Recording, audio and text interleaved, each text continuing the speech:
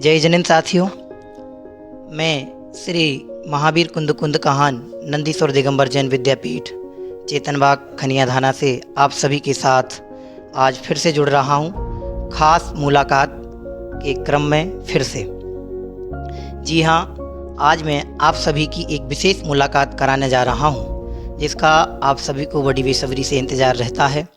उसी विशेष खास मुलाकात के क्रम में मैं आज आप सभी की विशेष मुलाकात कराने जा रहा हूँ बुंदेलखंड की पवित्र वसुधा पर जन्मे युवाओं के चहेते अंतर्राष्ट्रीय ख्याति प्राप्त विद्वान डॉक्टर पंडित मनीष जी शास्त्री मेरठ से।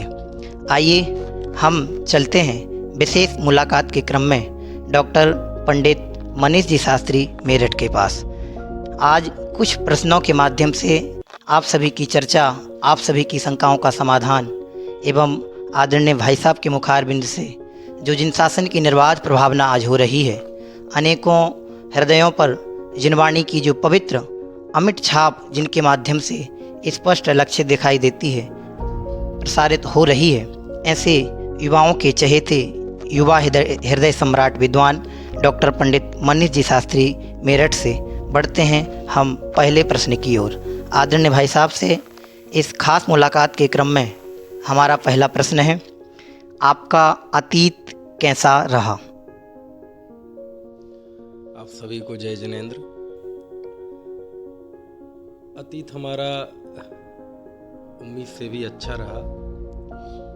बचपन से ही हमारा जो पैतृक कस्बा है रहली, वहाँ मेरा जन्म हुआ और 10वीं कक्षा तक मैंने वहीं शिक्षा प्राप्त की। और उसके बाद जो मेरे जीवन में मोड़ आया वो मेरे जीवन में बहुत अमूल्य क्षण थे जब मेरा चयन श्री टोडरमल दिगंबर जैन सिद्धांत महाविद्यालय जयपुर के लिए हुआ। और उसके बाद तो पूरा जीवन इतना सुनहला रहा, इतना अच्छा रहा कि हो सकता है पिछले कई जन्मों में बहुत सारे पुण्य किए हों, बहुत सारे सत्कर्म किए हों, वो सारे एक साथ मिलकर वो फलीभूत हुए और मैं जयपुर पढ़ने चला गया। वहाँ 5 साल मैंने अपना अध्ययन किया, उसके बाद भी शिक्षा जारी रखी और उसके बाद वर्तमान में मैं उत्तर प्रदेश उच्च शिक्षा विभाग का एक एम्प्लॉय हूँ।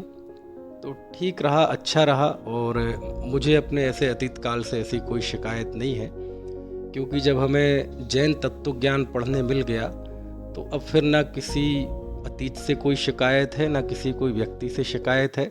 ऐसा लगता है बहुत बड़ी अमूल्य निधि मिल गई, इसलिए सब कुछ अच्छा ही अच्छा लगता है। अब तो बस यही है कि अतीत जो बीता भविष्य और सुनहला हो, तत्व ज्ञान और जीवन में समाए, आगे और हम है ना अंतरोन्मुखी पुरुषार्थ करें, संयम अंगीकार करें, और ऐसी ही भविष्य की योजना है। बहुत बहुत धन्यवाद। अतीत एक यादगार रहा, कुछ ऐसे अनुभवों के साथ आपने हम सभी को अपने मन की बात साझा की। इसी क्रम में बढ़ते हैं हम द्वितीय प्रश्न के साथ। आपकी शैक्षिक यात्रा पर प्रकाश डालें।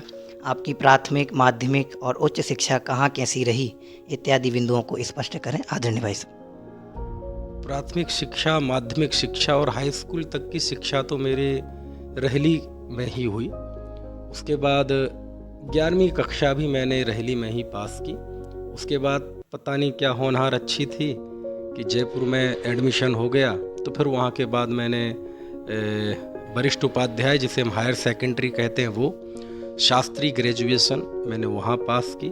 उसके बाद वापस आया तो मैंने MA हिंदी संस्कृत डॉक्टर हरि सिंह गौरव विश्वविद्यालय सागर से उत्तीर्ण की। वहीं रहते हुए मैंने PhD भी की। तो नेट में हिंदी विषय में मैं नेट भी हूँ। और यही संक्षेप सा मेरा शैक्षणिक विवरण है। और उसके बाद फिर सेवा में आ गया, तो जो लौकिक शिक्षा थी उस पे तो एक तरह से विराम लग गया, क्योंकि अब वो शिक्षा प्राप्त नहीं बल्कि शिक्षण देने में आ गई। लेकिन जो हमारा मूल तत्व ज्ञान था, जैन तत्व ज्ञान, उसका मैं आज भी बहुत छोटा सा विद्यार्थी हूँ और मैं चाहूँगा जीवन की आखिरी समय तक जैन साहित्य, जैन तत्व ज्ञान का विद्यार्थी रहूं, उसी में मेरी देह छूटे। यही मेरी शिक्षा की तकनीक है। दर्शकों को देखकर लग रहा होगा कि किस तरह से शिक्षा की सफलता शिक्षण यात्रा के माध्यम से हम सबके बीच में आदरणीय भाई साहब ने साझा की। अगला प्रश्न हमारा आपसे है, आईएएस लेवल की सेवा में संलग्न रहते हुए आपका जो व्यक्तिगत निजी अनुभव है वह कैसा है, हम सभी के बीच में उसे भी साझा करें। देखिए, मैं सेवा में तो मेरा कोई बहुत जीवन का उद्देश्य नहीं था कि मैं कोई बहुत बड़ी सेवा करूं। हाँ, पुण्य का उदय ऐसा रहा कि बहुत कम कोशिश करने के बावजूद भी मैं कॉलेज में प्रोफेसर हूँ, हिंदी विभाग का अध्यक्ष हूँ। अच्छी सेवा है, सब कुछ ठीक है और एक सामान्य व्यक्ति की दृष्टि से ये सब बहुत बड़ी सफलता है, अच्छी पोस्ट है। लेकिन मेरी व्यक्तिगत अनुभूति इसमें ये है कि ठीक है, नौकरी है, करनी है और आजीविका भी वो है, इसलिए उसे करता भी ईमानदारी से हूँ। लेकिन मेरा जो जीवन का विज़न है, जीवन का दृष्टिकोण है, उस दृष्टि से मुझे लगता है कि यदि शासकीय सेवा में रहते हुए मैं अध्यापन कार्य करा रहा हूँ तो उससे और बेहतर मेरा इस्तेमाल, मेरा सार्थकता इसमें है कि मैं जैन तत्व ज्ञान लोगों को पढ़ाऊँ, उसी की शिक्षा दूँ। क्योंकि जिस सेवा में रहते हुए मैं हिंदी पढ़ा रहा हूँ वो हिंदी तो कोई भी पढ़ा सकता है, गली गली में है, बहुत लंबी सूची है हिंदी विषय से जो क्वालिफाइड हैं, है ना, नेट हैं, पीएचडी, डीलेट हैं, ऐसे हजारों लोग हैं। मैं तो वो कार्य करना चाहता हूँ, जैन तत्वज्ञान पढ़ना, पढ़ाना, यही मेरे अंदर का रुझान है। और आप भले ही कह रहे हैं कि आईएएस लेवल की सेवा है, ये है, वो ठीक है, वो सब अपनी जगह पे बात सही है। लेकिन आज भी मैं ऐसा महसूस करता हूँ जब मैं कॉलेज जाता हूँ, अपना कार्य करता हूँ, भाषा, व्याकरण, साहित्य पढ़ाता हूँ, उत्साह से पढ़ाता हूँ क्योंकि वो मेरा काम है। लेकिन वो कक्षा में जाते ही कहीं ना कहीं मेरे अंदर एक हुक आती है कि भाई मनीष, तुम इसके लिए पैदा नहीं हुए, ये तो कोई भी काम कर लेगा, कोई भी ये काम कर लेगा, तुम्हारा काम ये है आचार्य कुंद कुंद की गाथाएं लोगों को पढ़ाओ, समंत भद्राचार्य के सूत्र, ये तत्वार सूत्र, ये जैन तत्व ज्ञान लोगों को पढ़ाओ। लेकिन क्या करें, अब वो एक सेवा है, आजीविका है, करनी पड़ती है, लेकिन मेरे विज़न में नहीं है वो। मैं ऐसा महसूस करता हूँ कि जितना समय मैं वहाँ बिताता हूँ वो अपने अमूल्य जीवन के बहुत महत्वपूर्ण क्षण में नष्ट करता हूँ। लेकिन है, करूँगा, करता रहूँगा। ये मेरा अपनी नौकरी के प्रति दृष्टिकोण है। अब मुझे नहीं पता है आपको अच्छा लग रहा है कि बुरा, लेकिन जिस दिन उसे मुझे लगने लगेगा कि यदि मैं नौकरी छोड़ के भी मेरी आजीविका और मेरा परिवार चलता रहेगा तो मैं उसी दिन बिना देर लगाए, आज भी ऐसी स्थिति आ जाए तो अभी 7 बजे के पहले ही मैं वो नौकरी छोड़ दूंगा। क्योंकि उससे बड़ा काम है ना, उससे बड़ा काम, जो काम तीर्थंकर देव करते हैं, गणधर देव करते हैं, है ना, लोगों को शिक्षा देने का, भेद विज्ञान की बात बताने का, आध्यात्मिक तत्व बताने का, वो मुझे ऐसा लगता है वो बहुत बड़ा काम है। और यदि भावना फलीभूत हुई तो ऐसा जरूर होगा कि एक समय ऐसा आएगा कि 24 घंटे मेरे इसी के लिए समर्पित होंगे। आत्माराधना का ही उद्देश्य मुख्य है। आपके इस शैक्षिक सेवा के में संलग्न रहते हुए जो आपका विशेष अनुभव है और अपने व्यक्तिगत कर्तव्यों के प्रति किस तरह से आप समर्पित हैं, इत्यादि अनेक बिंदुओं के माध्यम से आपने हम सभी की शंका का समाधान किया। हमारा अगला प्रश्न आपसे इसी क्रम में है कि आपकी दृष्टि में प्राणी मात्र की उन्नति का आधार क्या है? देखो, प्राणी की उन्नति 2 तरह से होती है, एक तो भौतिक उन्नति और एक आध्यात्मिक उन्नति। देखो, भौतिक उन्नति की चिंता हमें ज़्यादा नहीं करनी पड़ती। हर व्यक्ति अपने हिसाब से, अपनी प्रतिभा के हिसाब से, अपनी साधनों के हिसाब से लौकिक क्षेत्र में कुछ ना कुछ सफलता प्राप्त कर ही लेता है। जब व्यक्ति को उसमें तालाब में डाल दो, तैरना नहीं भी आता हो तो वो हाथ पैर फड़फड़ा के कैसे ना कैसे वो किनारे पे पहुंच जाएगा। इसलिए लौकिक उन्नति में मुझे ज़्यादा कुछ नहीं कहना, वो तो सब अपने अपने हिसाब से कुछ ना कुछ छोटा सा ढंग का कर ही लेते हैं, है ना। क्योंकि कोई भी व्यक्ति हो, अंत में खाएगा 2-4 दोनों टाइम रोटियां ही, दाल सब्जी चावल, है ना, सोएगा 3x6 के पलंग पर ही, पिएगा पानी ही। तो ये जो जीवन की भौतिक आवश्यकताएं हैं, ये तो कोई भी छोटी नौकरी करे, बड़ी नौकरी करे, छोटी दुकान करे, बड़ी दुकान करे, उद्योगपति हो, वो कर ही लेता है। इसलिए उस पे मैं ज़्यादा कुछ नहीं कह सकता। वो तो उसके लिए तो बहुत दुनिया में मोटिवेशनल गुरु हैं, सब हैं, लेकिन मैं तो व्यक्ति की उन्नति उसकी आध्यात्मिक सफलता में देखता हूँ। वह सारे जीवन में रहते हुए कितना शांत रह सका, दूसरों को अपने अहिंसामयी आचरण से, अपनी सहृदयता से, सरलता से, सदाशयता से अपने आसपास क्या शांति का वातावरण बना पाया, ये उसकी एक सामाजिक सफलता है, आध्यात्मिक सफलता है।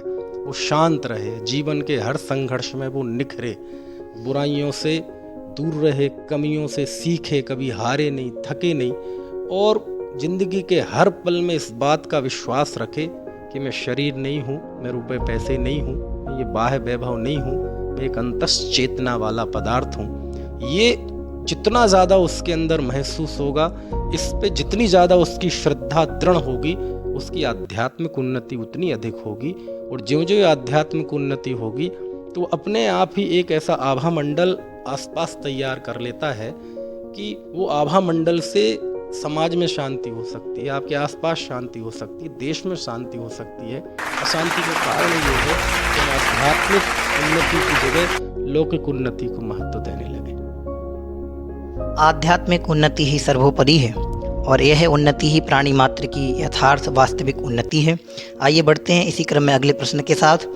चूँकि सर्वत्र यह प्रसारित है कि आप एक अंतर्राष्ट्रीय ख्याति प्राप्त युवा हृदय सम्राट, जिन तत्व विश्लेषक विद्वान हैं। साधारणतः जन सामान्य का ये मुमुक्षु समाज के विद्वानों के प्रति एक प्रश्न रहता है, शिकायत रहती है कि आप सभी तो मात्र आत्मा की बातें करते हैं, आत्मा आत्मा ही कहते हैं, तो क्या आप भी इसी प्रकार से आत्मा आत्मा कहते हुए प्रभावना कर रहे हैं?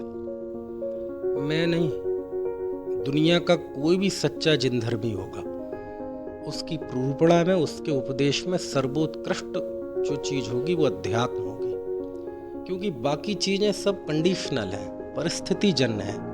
एक आध्यात्मिक अनुभूति, एक आध्यात्मिक तत्व ज्ञानी सार्वभौमिक सार्वकालिक है। आप आचार्य पद्म नंदी हुए, आप जानते हैं जैन दर्शन के हिसाब से भव्य किसे कहते हैं। भव्य मतलब जिसमें मोक्ष जाने की सामर्थ्य हो, जो मोक्ष जा सके, रत्नत्रय प्राप्त कर सके, वो भव्य है। अब बताइए क्या है भव्य की पहचान? आचार्य पद्म नंदी देव कहते हैं, जिसने आत्मा की चर्चा तत्प्रतिप्रीति चित्तेन येन वार्तापि श्रुता निश्चितम सा भवेद भव्यो भावी निर्माण भाजनम। जिसने आत्मा की चर्चा सुनी भी हो, अभी प्राप्त करेगा, उसकी अनुभूति कर लेगा, तब तो जीवन में आनंद आ जाएगा। लेकिन उसने सुनी भी हो यदि, तो वह निश्चित ही भव्य है और वह भविष्य में मोक्ष की प्राप्ति करेगा, ये कह रहे हैं आचार्य। अब आप इसके समानांतर देखिए, इसके पैरेलल देखिए। हम सारी दुनिया जिन चीज़ों को धर्म मानती है, पूजा पाठ, भक्ति, दया, दान, व्रत, ठीक है, वो अपनी भूमिका में सब सही है। और जब कोई साधक होता है तो उसकी साधना में ये सारी चीज़ें पढ़ाव आती हैं और उसे बाह्य रूप से, व्यवहार से धर्म कहते हैं, उसकी मनाही नहीं है। लेकिन हम एक तुलनात्मक अध्ययन करें कि एक और आचार्य कहते हैं जिसने आत्मा की चर्चा सुनी भी हो प्रीति से, वह भव्य है। दूसरी तरफ सारी दुनिया जिनको धर्म मानती है, वो धर्म तो ठीक, वो करते हुए आचार्य कह रहे कि जरूरी नहीं है वो भव्य भी हो। यानी जिसे हम धर्म मानते हैं वो धर्म तो बहुत दूर की बात, उसे भव्य की पहचान तक में नहीं लेते। एक व्यक्ति पूजा कर रहा है, पुण्य है, अच्छा है, बहुत अच्छा है, हम सबको भी करनी चाहिए। लेकिन पूजा करते हुए व्यक्ति की इस बात की गारंटी भी नहीं है कि वो भव्य है। एक व्यक्ति तीर्थ यात्रा कर रहा है, माला फेर रहा है, इस बात की भी गारंटी नहीं है उसकी क्रिया से कि वो भव्य है। एक व्यक्ति व्रत लेता है, त्याग करता है, घर छोड़ता है, इस बात की भी गारंटी नहीं है कि वो भव्य है। लेकिन एक बिल्कुल अशिक्षित, अनपढ़, जिसने कभी कोई काला अक्षर भैंस बराबर जिसके लिए है, बिल्कुल भोला भाला, सीधा, गरीब, उपेक्षित, उपहासित, दलित, ऐसा भी कोई व्यक्ति हो और उसे बताते हैं कि तुम शरीर नहीं हो और आत्मा हो, और उसे इस बात को सुनकर प्रसन्नता हो रही है, तो आचार्य पद्म नंदी कह रहे इसकी भव्यता की निशानी है। तो हमारे शास्त्रों में आध्यात्मिक चर्चा का कितना महत्व है, उसके लिए मैंने आपको ये बात बताई। और यदि कोई हम पे आरोप लगाता है कि आप आत्मा की चर्चा करते हैं और सारी दुनिया को, तो हम आरोप नहीं, इसे अपना गौरव समझते हैं।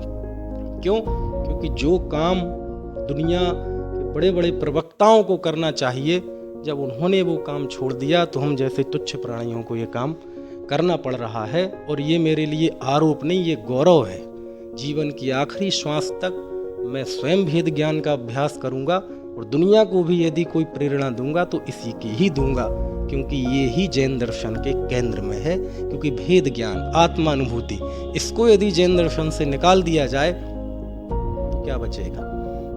रूखा है, रस ही उसमें से चला जाएगा। आम में से मिठास निकाल दो, क्या बचेगा?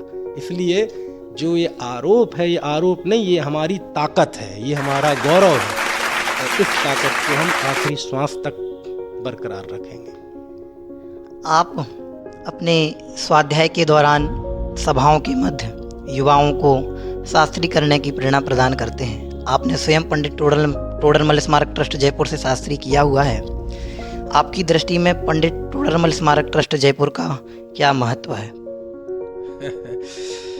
बस ऐसे ही महत्व समझ लो जैसे देश आज़ाद हुआ था तो आज़ादी में जो स्थान भारतीय राष्ट्रीय कांग्रेस का था, है ना, कांग्रेस के लोगों का था, गांधी जी का था, मतलब वो सब, तो ऐसे ही आज जो भी आध्यात्मिक क्रांति हुई और इस युग में आध्यात्मिक शास्त्रों का प्रकाशन पठन तो बहुत पहले से चलन में था। पंडित टोडरमल जी, बनारसी दास जी के ज़माने से इस युग में भी रहा, लेकिन वो इतना कम रहा और इतने थोड़े से लोगों के बीच में रहा।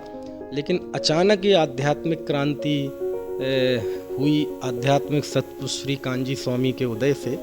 जब उन्होंने श्वेतांबर मत छोड़कर दिगंबर अपनाया तो एकदम आध्यात्मिक क्रांति आ गई पूरे देश में। उन्होंने भेद ज्ञान की बातों को, समय सार की विषय वस्तु को, जिन अध्यात्म की रूपणाओं को जन जन का विषय बना दिया। लेकिन उनके जाने के बाद यदि इस धारा को जीवंत बनाए रखा, इसको जन जन की विषय वस्तु बनाए रखा, तो इसमें सबसे बड़ा यदि किसी को हम इसका श्रेय दे सकते हैं तो वो पंडित टोडरमल स्मारक ट्रस्ट को है। क्या नहीं किया उन्होंने, देश को 1000 से ज़्यादा विद्वान दिए। आज दाव दुनिया में कौन सी संस्था ऐसी है जो समाज को 1000 विद्वान दे सके? वो मुट्ठी भर लोगों ने, जो मुट्ठी भर लोग भले ही हैं, लेकिन जिनकी ताकत कितनी है आप इस बात से अंदाज़ा लगा सकते हैं। आज पूरे भारतवर्ष में क्या पूरे विश्व में चले जाओ, जहाँ भी दिगंबर जिन मंदिर होगा, यदि वहाँ शास्त्र और पुस्तकें भरी हुई होंगी तो आप देखना उसमें आधे से ज़्यादा पुस्तकें, आधे से ज़्यादा शास्त्र पंडित टोडरमल स्मारक के होंगे।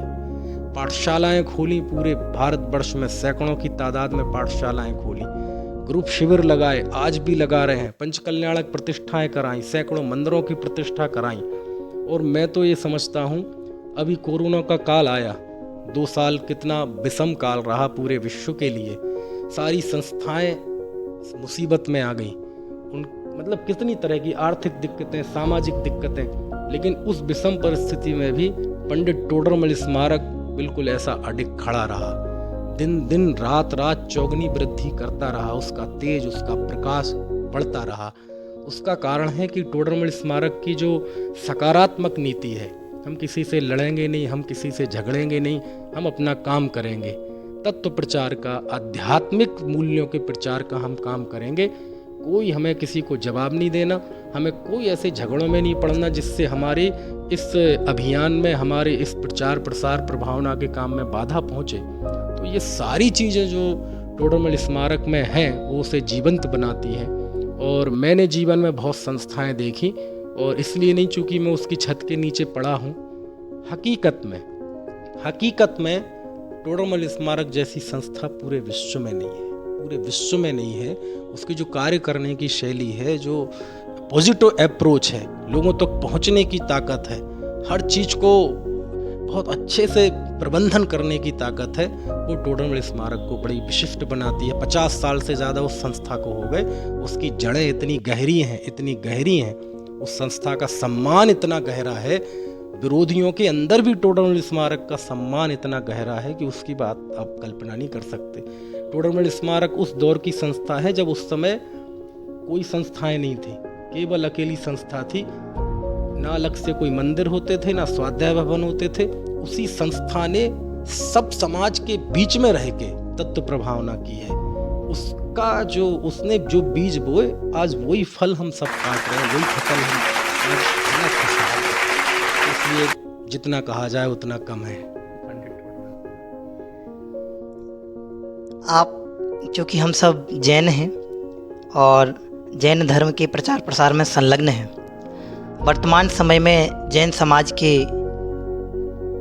अनेक अनेक विभाजन होते जा रहे हैं। ऐसे विभाजन के समय में जो कुछ मात्रा में ही जैन हैं, तो ना कुछ के बराबर होते हुए भी जैन समाज की एकता, अखंडता, समरसता कायम बनाए रखने के लिए समाज के लिए आपका विशेष संदेश। मेरा संदेश ये है कि देखो, तत्व ज्ञान धर्म बड़ी व्यक्तिगत अनुभूति है, उसे तो आप व्यक्तिगत रखें, लेकिन जब सामाजिक मंच पे आए तो अपनी व्यक्तिगत आस्थाओं से थोड़ा ऊपर उठकर समाज के स्तर पे बात होनी चाहिए।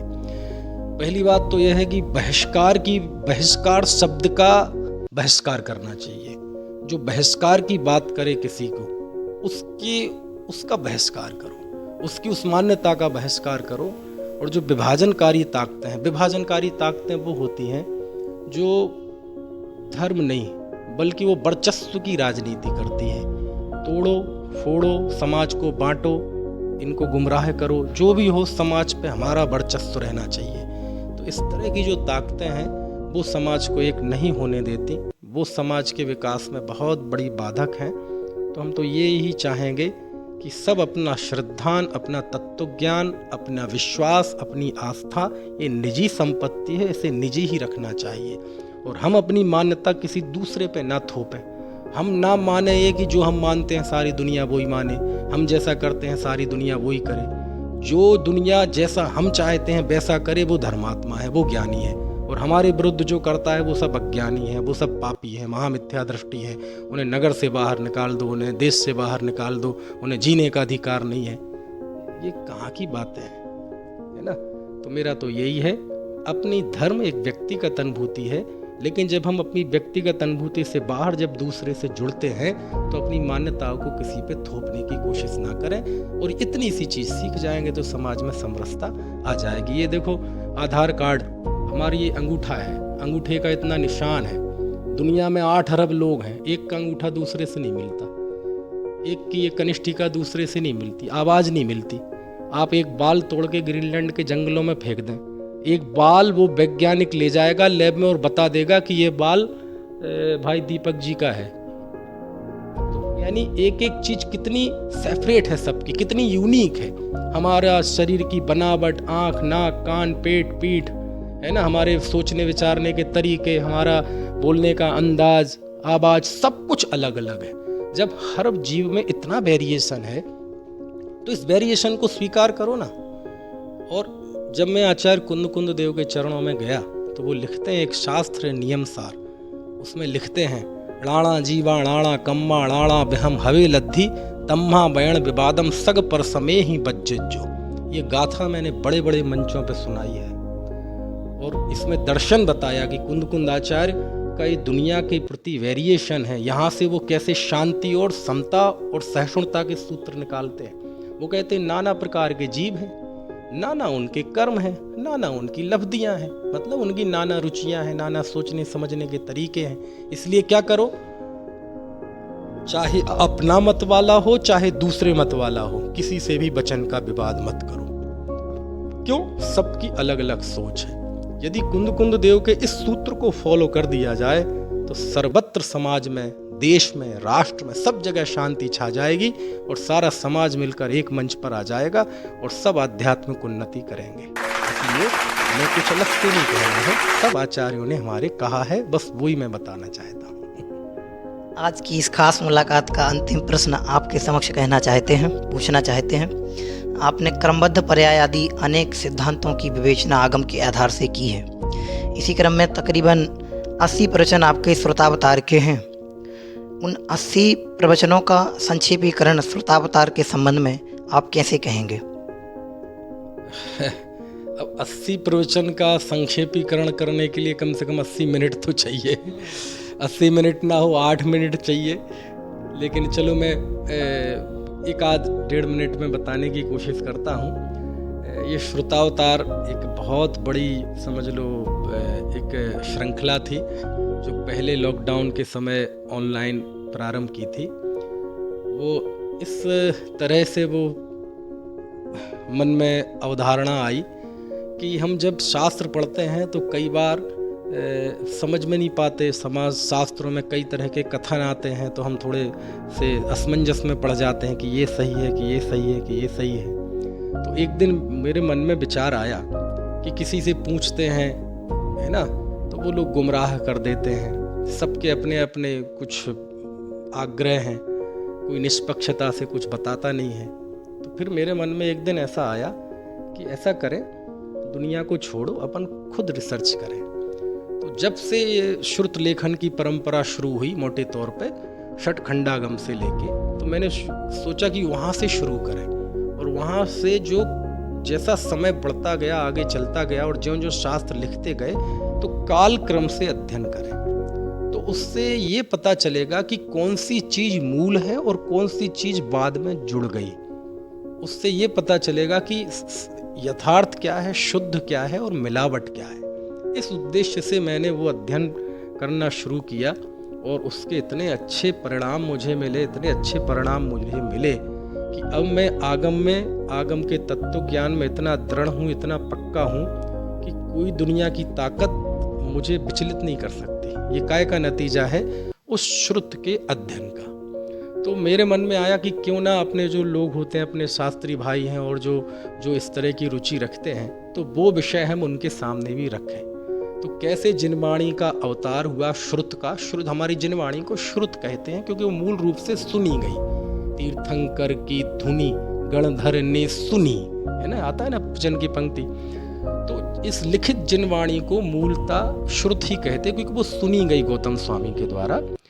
तो बस उसको मैंने उसी काल क्रम से कि जब वो षटखंडागम आदि की रचना हुई तो तब से लेके आज तक क्या क्या साहित्य का लेखन हुआ, बस उसी का उसमें विश्लेषण किया है। वही श्रृंखला चली और मुझे लगता है यदि वो श्रृंखला चलती रहती तो 1000 व्याख्यान उसमें होते। फिलहाल तो उसमें मेरे समझ से 80 व्याख्यान हैं और प्रथम शताब्दी तक जो साहित्य रचा गया बस उस तक का उसका विश्लेषण, उसकी विषय वस्तु है। और वो मेरे अपने जीवन की एक बहुत अमूल्य निधि है। वो मैंने इसलिए संचित की थी यूट्यूब पे कि ताकि मैं खुद सुन सकूं। मैं खुद भी सुनता हूं, खुद आनंदित होता हूं क्योंकि स्मरण में से निकल जाती हैं चीज़ें। तो इसलिए वो पहली शताब्दी तक की जो आगम परंपरा थी, तत्वार सूत्रकार तक, बस वहाँ तक जो साहित्य रचा गया उसका विश्लेषण उसमें है। आचार्य कुंद देव के पूरे आगमों का विश्लेषण है, सब है उसमें। तो वो एक बहुत अच्छी श्रृंखला है और इसे हरेक आत्मार्थी को जरूर सुनना चाहिए।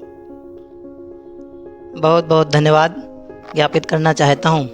आज आदरणीय मनीषी भाई साहब मेरठ का खनिया धाना प्रवास के दौरान जो यहाँ पर प्रवचनसार महामंडल विधान चल रहा है, इस समय आपका यहाँ संपूर्ण समाज को विशेष समागम प्राप्त हुआ और व्यस्ततम समय में आपके माध्यम से कुछ विशेष प्रश्नों के साथ आपसे यह मुलाकात हमारी सभी दर्शकों के साथ हुई। हमारे समस्त साधर्मी जनों के मध्य आपके मुखारबिंद से जो जैनत्व की दृढ़ता के प्रचार प्रसार से संबंधित, प्रभावना से संबंधित कुछ प्रश्नों के माध्यम से जो सामाजिक समरसता को बरकरार बनाए रखने हेतु संक्षेप में कुछ संदेश आप सभी तक पहुंचा है। इस विशेष यादगार खास मुलाकात के क्रम को आपके माध्यम से एक नई ऊर्जा प्राप्त हुई है। हम पुनः श्री खनिया धाना दिगंबर जैन समाज, नेमिनाथ दिगंबर जैन न्याय मंदिर ट्रस्ट मंडल, श्री नंदीश्वर विद्यापीठ विद्यालय चेतनबाग खनिया धाना परिवार की ओर से आपका अंतः हृदय से हार्दिक धन्यवाद ज्ञापित करते हैं। तो देखते रहिए इसी क्रम में हम आगामी समय में आप सभी से फिर मुलाकात करेंगे। तब तक के लिए धन्यवाद। जय जिनेंद्र।